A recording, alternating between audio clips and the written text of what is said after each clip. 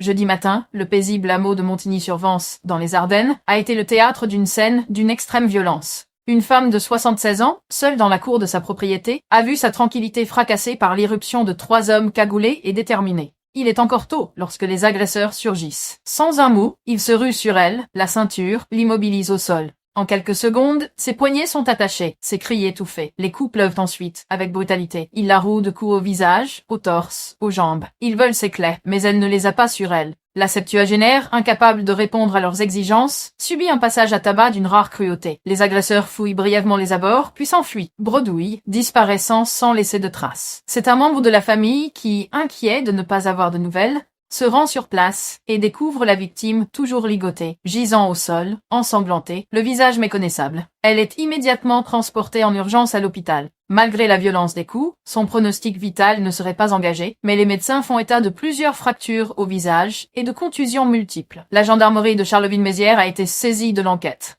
Le périmètre a été bouclé, des prélèvements ont été effectués sur place et les caméras de surveillance des environs passées au crible. Les 3 agresseurs sont toujours en fuite. Aucune piste n'est écartée. Les enquêteurs envisagent autant le cambriolage prémédité que l'acte ciblé. Une chose est sûre, les coups portés étaient méthodiques, précis, et témoignent d'une absence totale de scrupules. Dans ce petit village des Ardennes, l'émotion est vive.